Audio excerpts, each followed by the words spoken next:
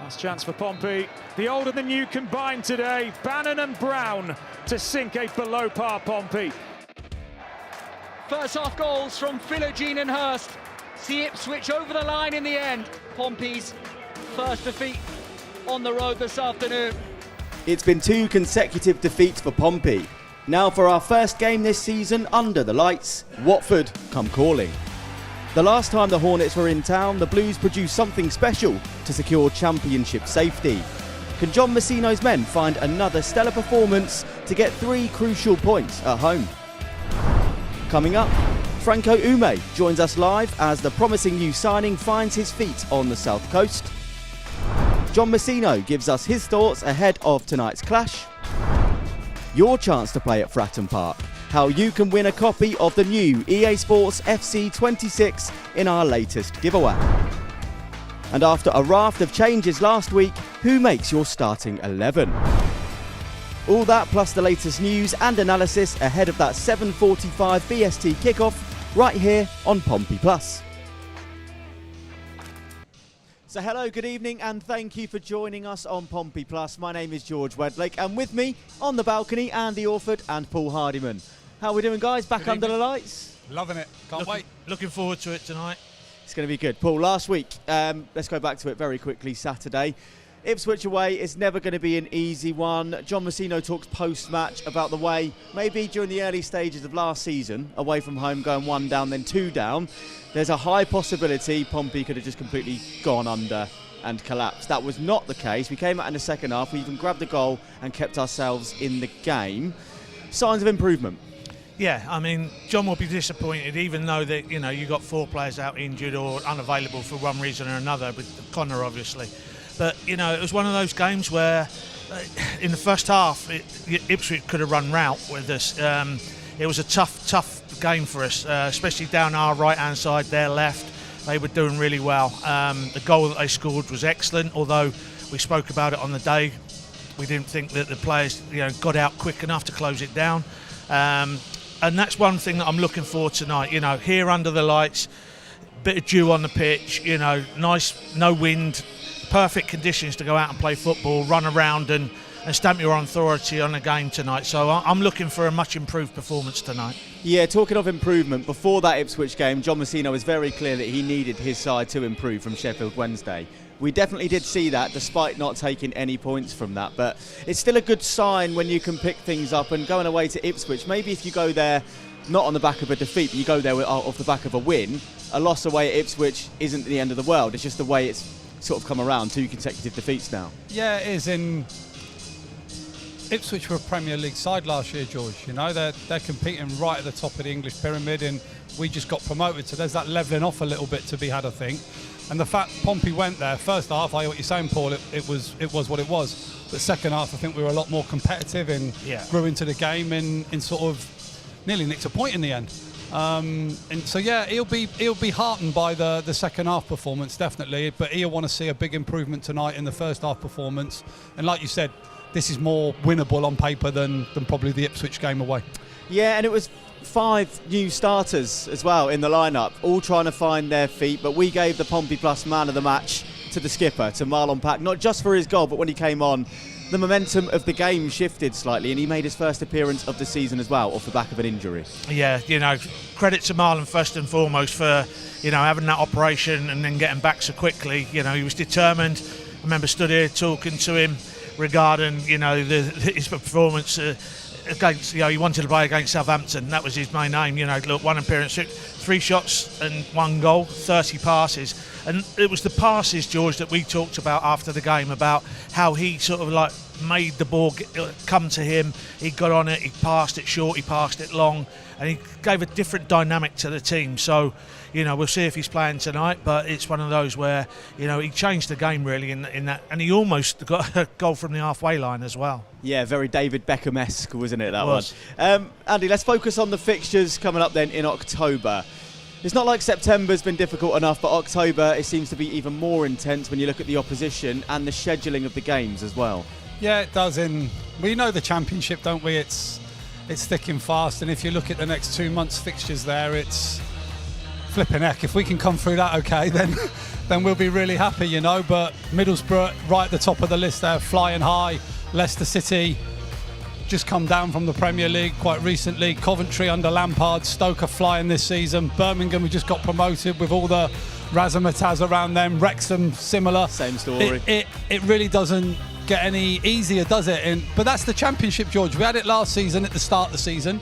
It looks like our October's been given to us in that similar manner. But they got through it last year, and they managed to manoeuvre it through. And I'm sure John will rotate things through those games, especially the midweek ones that we've got coming up. But it's a tough league this year, as we always know. The Championship, I think, is the hardest league in the world to get out of. I really do, because the prize is so big to get up there. And there's some big clubs in this league, as we know, Pompey included. And fixtures are tough. They are very tough. Another thing that's quite tough to look at the moment is the injury list. It seems to be growing at a rate we don't really want it to at the moment. John Msino's even saying that when it's coming to squad selection, he's a little lighter than he would have liked. And it's all about those players stepping up, isn't it, when they get given that opportunity. So how important is player management now? Massive. It's you see it in the Premier League, but now it's dropping down to the Championship.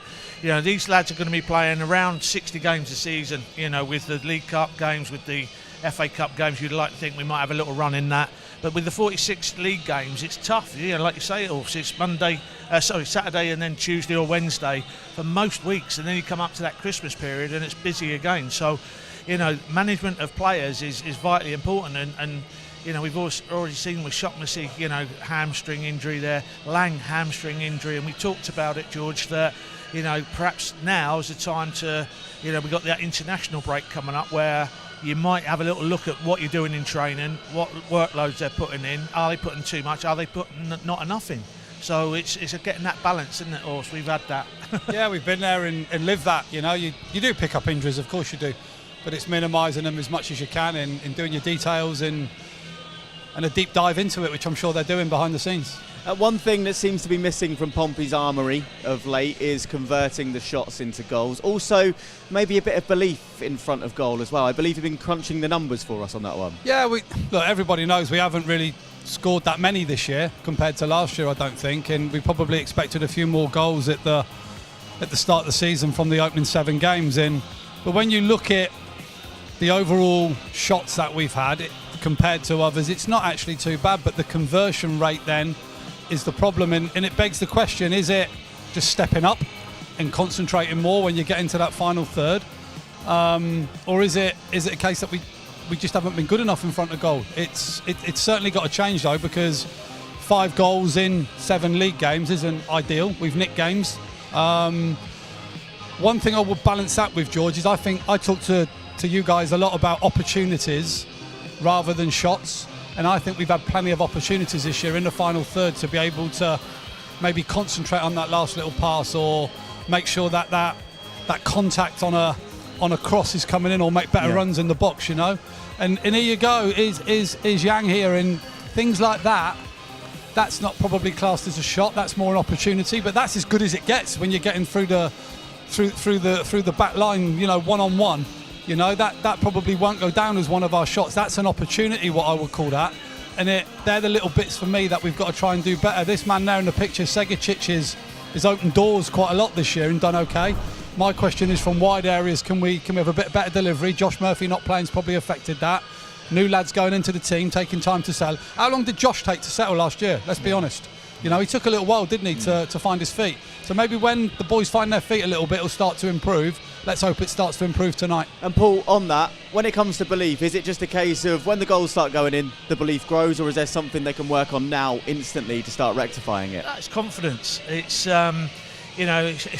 like I try to play golf and I hit a good shot and I think I've cracked it. And then I hit a bad one, and that's like the lads, they'll have a good shot and the keeper might make a save, or it flies in. When it flies in, they're on a high. It's nothing better than scoring a goal. And when we've got to start, like you say, us converting those chances. 25% probably isn't good enough at the moment. No. Nowhere near good enough. You wouldn't be happy with that if you were John Msino and his staff looking at that. Definitely not. On to today's opposition. They sit just 1 place above Pompey in the league currently, equal with points.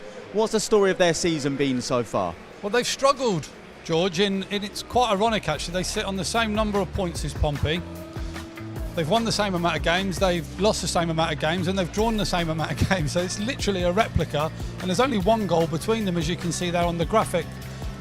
They've scored a couple more than us, but they don't let many in, a little bit like Pompey at the moment. So that's been their tale, really. They play 3-5-2, but their away form, for me, is woeful.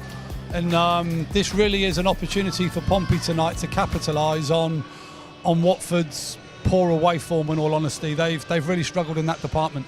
Excellent stuff. So a quick reminder then, if you're watching us on social media currently, your coverage ends in about 40 minutes time.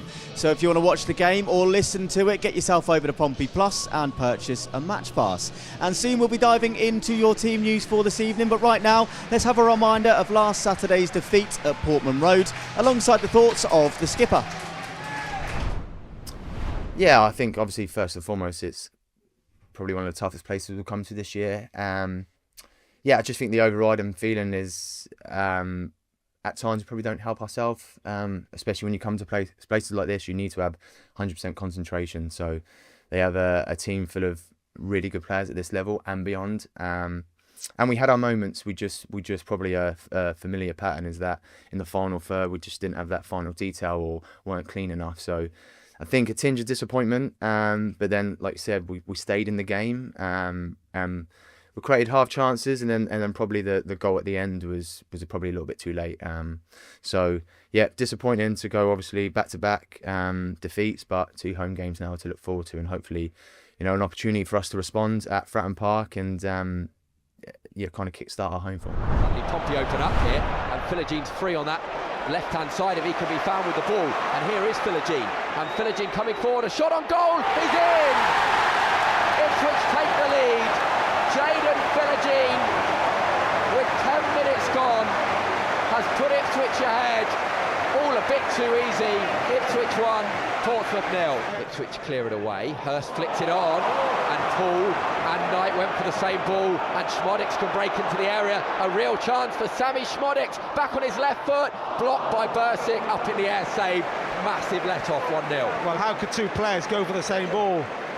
Get beaten by the header easily. Here's Cayusta on the right, ball worked in field. Now a chance for Matthew Seawer to drive forward, and Schmodix is in behind. Hurst the target, surely Hurst must score. He does this time. George Hurst doubles the lead, makes it 2-0, scoring against his former club. Again, it's come down the Ipswich left-hand side. Madsen from the penalty spot as Ipswich coming down the right-hand side, and there's danger here. Egali up against Ogilvie, coming in his left foot, shoot deflected, and over the bar, and an Ipswich corner. Well, eventually, when it gets there, it's good defended by Ogilvie. Pompey holding a defensive line on the edge of the penalty area. Whip ball landing on the penalty spot, and kicked over the bar by Bursic for an Ipswich corner. Got to say, that's a well-worked free kick. Yeah, it was too good for him, wasn't it? Ball in behind, Athod is onside, he's got to beat Knight, he's got space on his left foot, his shot's kissed the post and gone wide, and it stays 2-0. Yeah, left 1-on-1. Oh, he's gone down a crack now as well. Doesn't surprise me. In it comes, corner for Portsmouth, to the near post, headed by Marlon Pack into the net! And there's still 90 seconds on the clock. Pack heads it home, says let's get the ball, let's go again. Ipswich 2, Portsmouth 1. Let's put that one to bed then as we focus on tonight, and the team news is in. 4 changes from last week. Marlon Pack, the skipper and last week's goal scorer, starts, as does Williams, Swift and Chaplin, which means Swanson, LaRue, Kosnowski and Segacic move to the bench. Still no Josh Murphy, but Harvey Blair is in the squad on the bench there for the first time this season. Now, Paul, looking at that, where are we suspecting John Swift is going to play?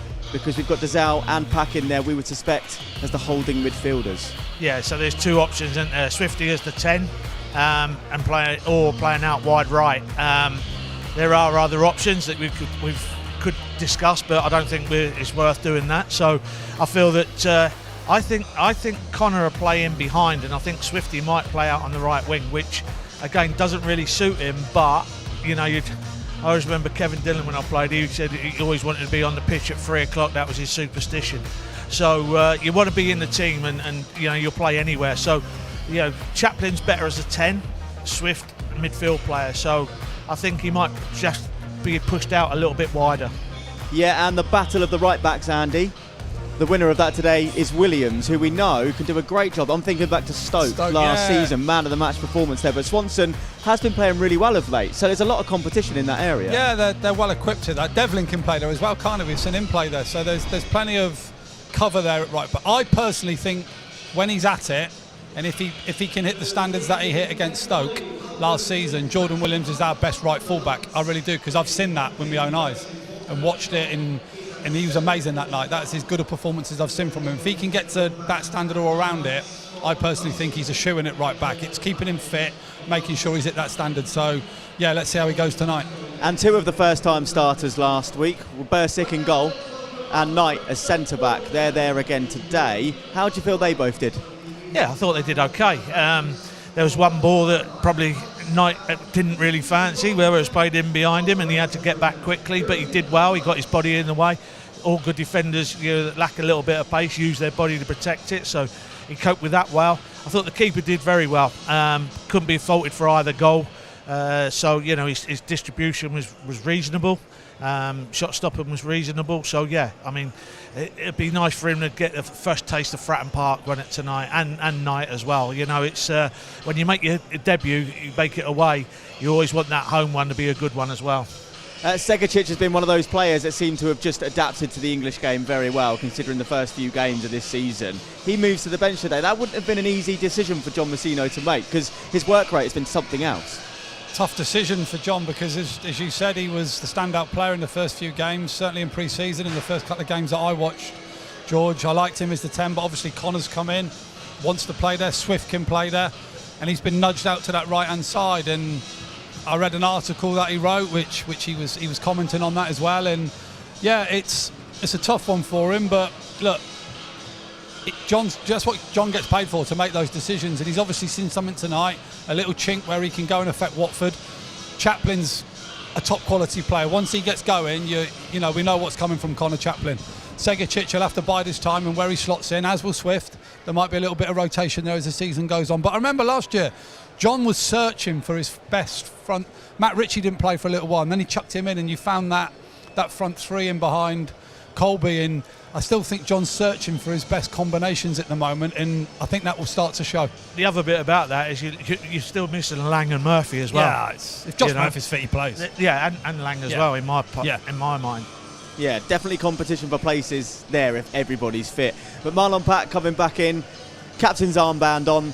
We had him up here a couple of weeks ago. He enjoyed his day with us, I feel, but that's where he wants to be, isn't it? Under the lights at Fratton Park, in front of his own fans, with that armband on, just doing what he does best. Yeah, and we all know Marlon really well, and the one thing about him is he all of his career, he's had a point to prove to people. People always say, he lacks pace, he lacks this, but what he does do is he always wants the ball. Even if he's having a bad game, even as a kid, he wanted the ball. He still will play those passes, short, long, medium, and he'll try and hurt opponents. And that's what he did on Saturday. One word for Marlon Pack: character. Yeah. In abundance. Yeah. What a person, what a character. You want him in your dressing room no matter what. And with the depth we now have in the centre-back areas, there doesn't seem to be much of a risk that Pack will be pushed back there, because we know at times last season that was his job. He took it in his stride, he did well, but we know he prefers playing a little bit higher up the pitch in that defensive number 6 role, kind of looking out, pinging balls around. He came on and he was there last week, and off the back of an injury, it didn't look like he'd been out any time at all. He comes in and he scores his first championship goal for Pompey, and that's why he's in the team again today. Paul mentioned the word confidence earlier. Marlon will be confident because he came on last week, made an impact, improved the team, did what he did, scores a goal, nearly nick a point, shoots from the halfway line and nearly scores. He's had as good a game. Like you gave him man of the match for 35 minutes of the performance or whatever it was, or however long he played. So he'll be full of it tonight, brimming. No surprise that John's put him in. And you will see him drop into the back 2 to make a back 3 at times, George, when we've got the ball, and he'll get on it and pass it. That's what Marlon Pack does. Give him the ball as much as you can and he'll tick you over, especially at Fratton if we can have a fair bit of the ball. Exactly that. So the traffic seems to be quite bad in and around Portsmouth at the moment, so we're going to keep an eye on what happens closer to kick-off. But just warning you, if you're making your way to the stadium anytime soon, traffic is looking pretty congested out there. Moving to the opposition today then, we're going to look at Watford now. We saw them earlier, how they're having quite a similar start to the season than Pompey. Should we see how they line up today? Talk us through it, because there's a big character in there that I want to mention firstly. It's Kwadwo Bar. He was kind of the pantomime villain at Vicarage Road last year. He's on the bench. The goal scorer who scored their last-minute winner at Vicarage Road, Edo Kiambe, is also on the bench today. Captain Imran Lauza, bit of a game changer for them, is starting in that number 10 role as captain. And Nestori Irakunda, Andy, talk to me about the threat he has, because he's dangerous, he's young, and he's definitely one to keep an eye on today. He's 19 years old, he'll wear number 66, and he's just signed a 5-year deal with Watford, and he's just broken into the Australian national team. So it shows you what a prospect he is. Physically built, decent athlete. Scored 2 worldie free kicks in the last couple of games. I think one was against the mob down the road, which we were really pleased about. And he has a bit about him, George. I've watched a bit of Watford's highlights in preparation for tonight's game, and he's got a bit of swagger. Yeah. And he won't care about Fratton Park. You know, like the intimidation of a Fratton Park crowd that we all know about. He won't give a monkeys about that tonight, honestly. So yeah, he'll play up top, or maybe just off of Semedo, who's 6'4" himself, his partner up front. And they're a handful. I know they've only scored 7 goals. We've only scored 5. We're quite low scoring both sides, but they're a right handful, the pair up front. So Pompey's back to, and I wonder if Marlon might just drop in that little shade deeper tonight to screen and give that little bit of support when Watford have got the ball.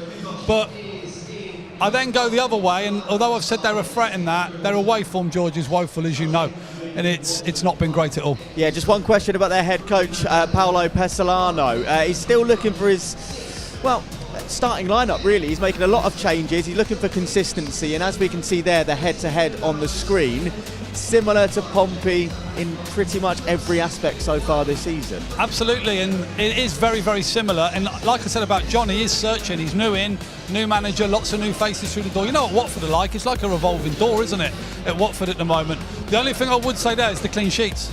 That's a big thing for me. We've managed to keep 3. They haven't kept any. So as much as I say they're quite a threat going forward with them 2 up top, they don't really keep too many clean sheets. So I really think this is an opportunity tonight for Pompey to go and put a marker down again, get the season back going, kick-start it after 2 defeats, especially under the lights here at Fratton, make it electric, make it that atmosphere that we want, and go and get 3 points. So tell me how we're expecting them to line up today formation-wise. They like to play 3 at the back, don't they? Yeah, 3 at the back, and then they'll play 4 midfield players, 2 wing-backs, 2 sitting midfield players, and then they'll play 1 in behind the front 2. And when I say a front 2, it's not 2 number 9s. They almost play a number 8, a number 10 and a number 9, if you know what I mean. It's like staggered. So Semedo will be that one who plays right at the top. I think Iran Kundu, if that's his name, you know what I'm like with names, he'll play just in off him. Then Loser, the number 10, will play that attacking midfield role. And if we can stop them at source and get at them and pen their wing backs back, whoever's going to play wide, Swift, Yang, whoever it's going to be, Chaplin, pin their wing backs back, keep them back in their half, and I think we'll have a decent night tonight. Yeah, and just looking at the socials here, Jim's been in touch on the Pompey lineup, Paul. I don't know what you make of this. Jim saying Yang on the right, Chappers at the 10, and Swift on the left would be my preference. Yeah, where do you sit on that? No, I'll go with that as well. You know, it's we've only seen really Yang on the left. It might help him playing on the right. We don't know. So yeah, like it could be that. So one bit on that, the Watford team. I wonder how many Pompey fans have done their homework, because there's a young lad who's playing in the back 3 for Watford tonight called Max Elaine, who was from down the road at Southampton as a kid, and Man City bought him and they've loaned him out to Watford, and this is his first season in full, professional football, if you like. But he was a youth player, played England under 17s and things. If the Pompey fans who hadn't done their own work listen to the ones that have, they'll soon find out. Yeah, the word will travel quite fast. Absolutely, here, so. There'll be a few words out there, don't worry. We talked about Watford's unpredictability, how it seems they're changing players, they're changing shape tactically, we don't really know what they're going to do. Pompey may have to adapt pretty quickly to that, because Watford could come out with something totally out of left field that we weren't expecting. Yeah, look, that's always the case that you have to be ready for, isn't it? As a manager and a coach, and you have your analyst upstairs and it all going on, your first thing to do is analyse what's going on with the opposition. You try and get it, don't you, from the team sheet, but sometimes there's a surprise thrown in there, and yeah, they'll have to adapt. But I've always thought here, especially at Fratton Park, and we did it so well last season, George, we had a way of playing. We were direct, we got it wide, we got balls in the box, we won second balls, we got high up the pitch, we did what we did, we didn't muck about with it, playing out from the back too much, and we played in the right areas. And I think if we do what we do, and what I mean by that is what Pompey do, make it Pompey tonight, I don't see Watford handling it, I don't. And if we can make that atmosphere, that electricity come to the stadium, the fans will bring it, the players have got to step up tonight after a couple of defeats. Not the last home game here was I didn't see it, but what I read wasn't great. But away at Ipswich, half decent second half performance. Build on that. Get out there tonight. Make this electric. Get the start up for it, and let's go. Just one word that you missed there, Ors. Everything perfect apart from one word: intensity. There you go then. The intensity that we showed last season was what got us through a lot of results last year. And I just feel we lacked that on Saturday, especially in the first half, and we lacked it against Sheffield Wednesday. Let's get it back, because when we got that intensity, the press and hunt and be horrible, that's when we're best.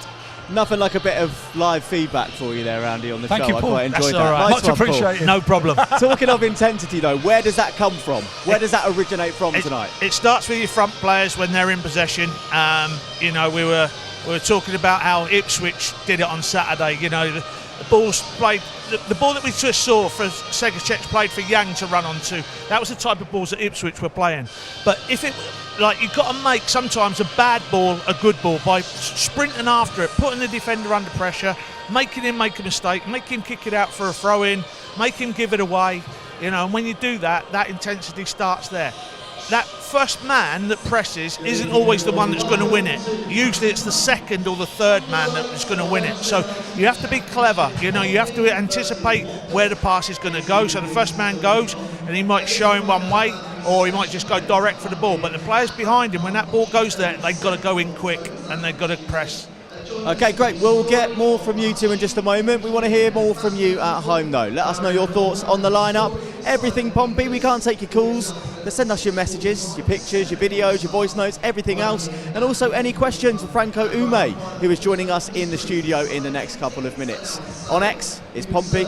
On WhatsApp is 07457 413 694. And you can scan that QR code on screen as well. Time now to get the thoughts of John Msino ahead of tonight's clash. We spoke to him earlier this week and started off by asking about his key takeaways from Saturday's defeat at Portman Road. Yeah, massively important, particularly off the back of the loss at the weekend and losing to Sheffield Wednesday last week. So we've got those two results to bounce back from. Really good opportunity this week, starting with the game on Wednesday to really kickstart our home form this season. And yeah, I think that's the most important thing, that we really focus on what we're going to try and do Wednesday night and try and pick a positive result.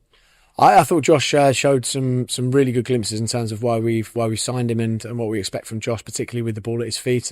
Loads that we want to improve upon in terms of his performance, but I certainly, in the second half when we settled down a bit and we got into a much better structure, a much better shape, I thought Josh did some really impressive things. So we're looking forward to getting him going and building upon his first 90 minutes. Yeah, we have a little bit more time than usual because the game's on a Wednesday. So obviously with the Saturday-Tuesday game, it's 1 day extra. So a bit more of a recovery day today and a little bit of tactical work can go into the boys tomorrow. So there's plenty of factors, the physical side of it, the mental side of it going into it. And we've actually got a little bit of time to try and come up with a game plan.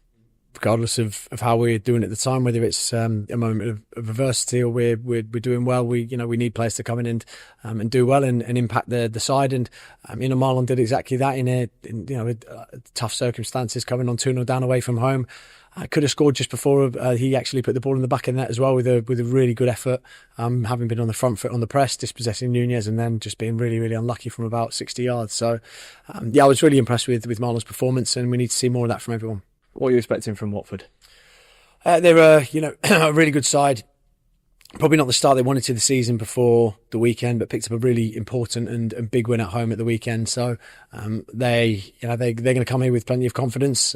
They definitely, off the back of losing to Millwall, would have needed to win the game. The weekend did that very, very well, did that impressively. They've got some excellent players, and I think with a new manager coming in and settling and adjusting, it's going to be a tough game. We need to make sure that we give the fans something to get hold of very, very early in the game and come out of the blocks firing, and I think that's going to set the tone for the entire match. And it's something that we we haven't quite managed to do at home so far this season, so it's a really good opportunity on Wednesday for us to do that. So it was a frantic day of signings to close the summer transfer window, and one of those names in through the door was Franco Ume. The 20-year-old Irish attacker is yet to debut for Pompey through injury, but here's a little taste of what caught the eye of John Msino and Rich Hughes. Neat footwork. Ume! Yes. Palace make the breakthrough just before half-time, and how important could that goal be? Franco Ume. And Ume! Yes. Forces it home. Crystal Palace double their lead.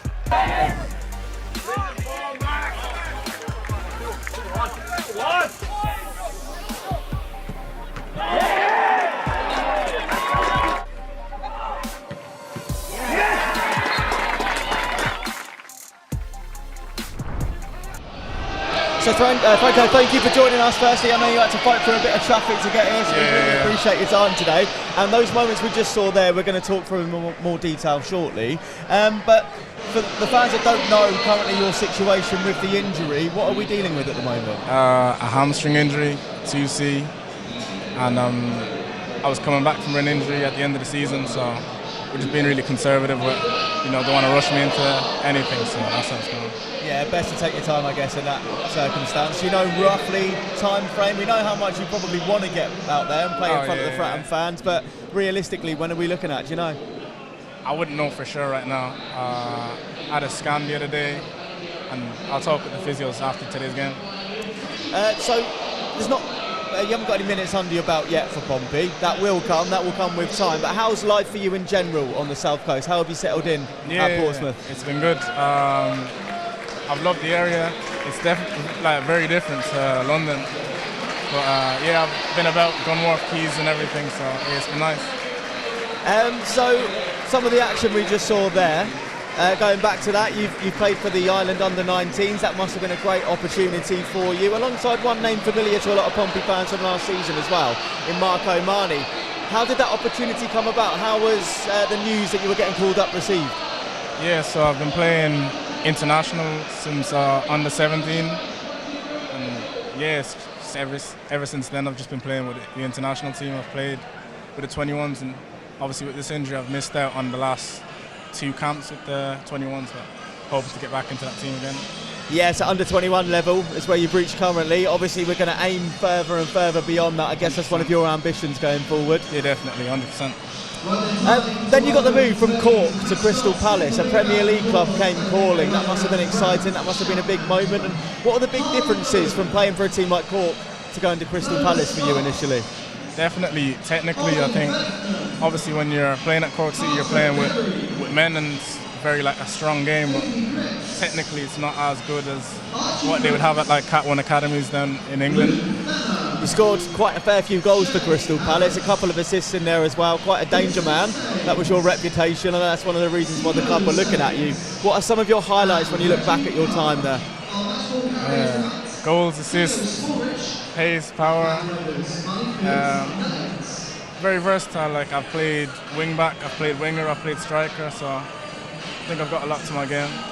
Yeah, John Msino said he's been tracking you for over a year, so he's been keeping an eye on you, and he knows you can play anywhere across that front line, but right wing is your preferred position, would you say? Yeah, 100%. But I mean, there's a lot of fluid rotation in that team.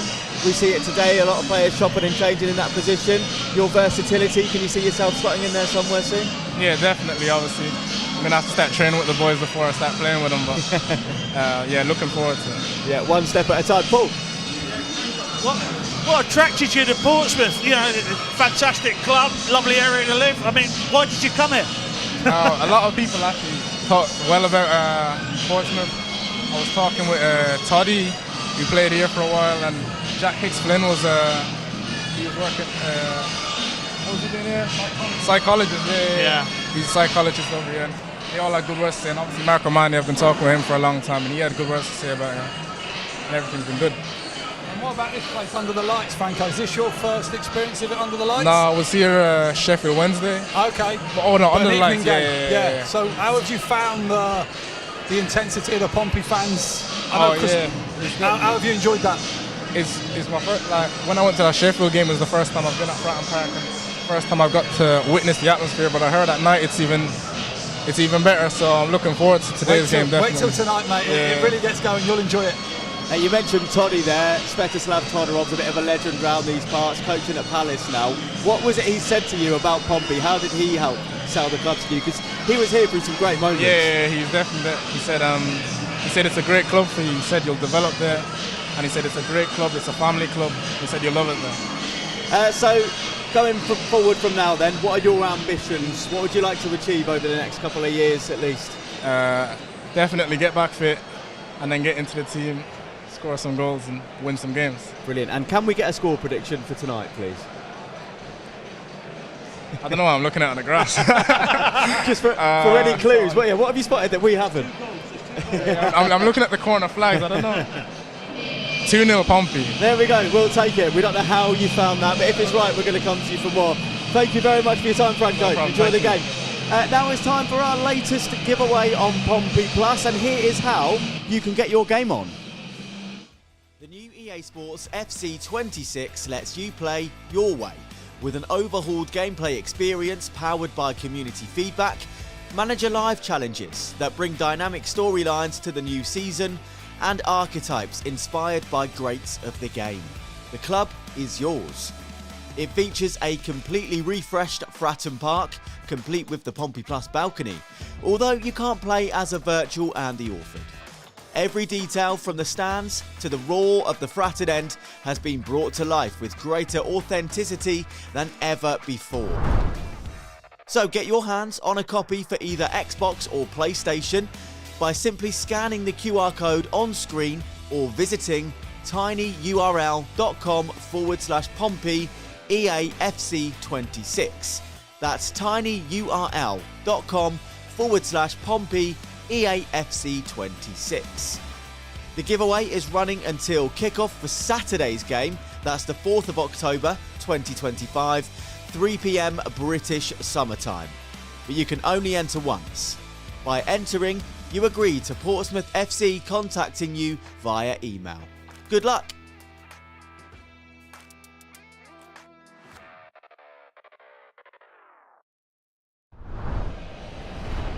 So not long to go now until kick-off then. Andy, how crucial, given how recent results have gone, is a victory here tonight at Fratton?